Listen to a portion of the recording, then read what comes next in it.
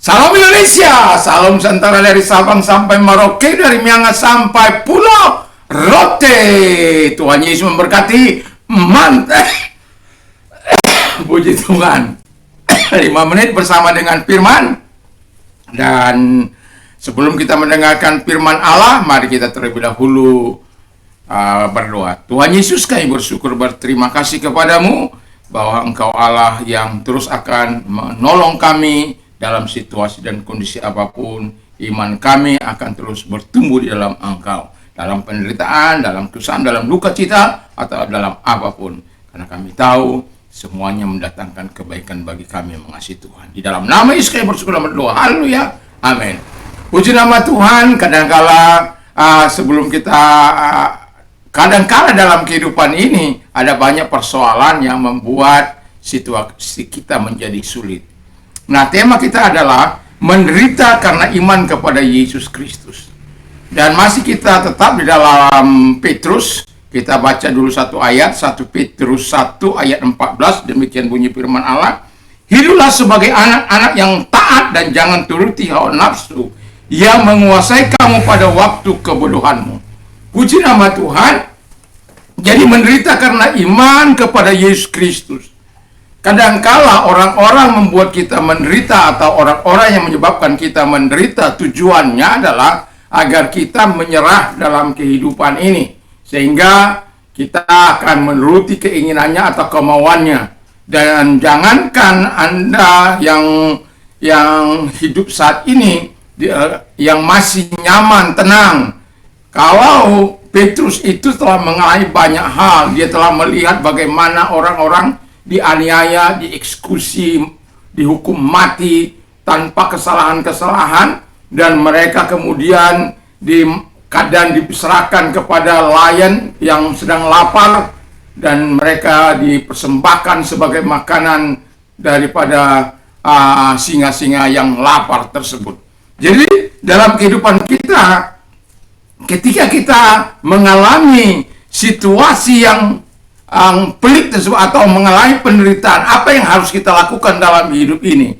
Yang pertama, kita harus tetap setia kepada Yesus. Tetap setia dan taat kepada Tuhan Yesus Kristus. Tadi saya katakan bahwa iman kita diproses demikian rupa. Orang lain membuat kita menderita, dipersekusi, diolok, diasingkan, dikucilkan, dianiaya, dan lain sebagainya. Tujuan mereka agar engkau menyerah. Tetapi Tuhan mau engkau tetap setia dan taat terhadap firman Allah. Yang kedua, kata firman Allah adalah kita harus tetap hidup dalam kebenaran. Walaupun mungkin pedang mengancam. Saya mengalami pedang di leher saya, paginya pisau di perut saya. Tapi saya tidak pernah gentar karena saya tahu bahwa Tuhan itu adalah Tuhan yang baik. Karena kita tahu kebenaran harus menjadi bagian kita. Saya mengatakan hidup saya itu ada dalam tangan Tuhan, bukan dalam tanganmu. Karena apapun itu situasi dan kondisi, apa yang sedang kita alami, penderitaan apa yang kita alami, Tuhan tetap terlibat di dalamnya. Dan hiduplah terus dalam kebenaran tanpa menyangkal, walaupun mungkin berat. Tapi Tuhan senantiasa menyatakan kekuatannya. Kemarin saya katakan dipelihara dalam kekuatan Tuhan. Puji nama Tuhan. Dan yang ketiga, kata firman Allah adalah kita harus tetap percaya kepada Yesus. Kemarin juga masih kepercayaan kita ketika kita diuji, iman kita diuji. Salah satu adalah kepercayaan kita itu harus tetap dalam Tuhan. Nah, sekali Yesus tetap Yesus, bahwa Yesus itu adalah Yesus yang memberikan teladan, memberikan contoh, sehingga kita harus mengikuti teladan Tuhan itu.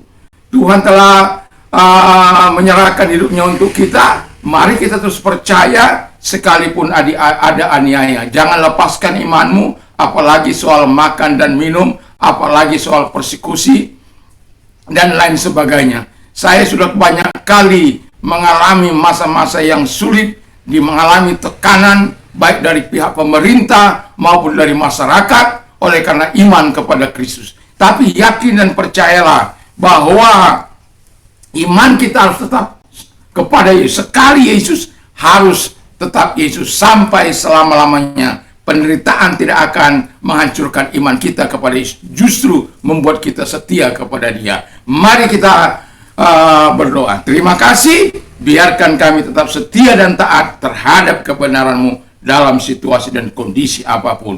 Di dalam nama Yesus kami bersyukur dan berdoa. Haleluya. Amin. Selamat beraktivitas, tentunya bersama dengan Tuhan. Tuhan Yesus memberkati. Mantap!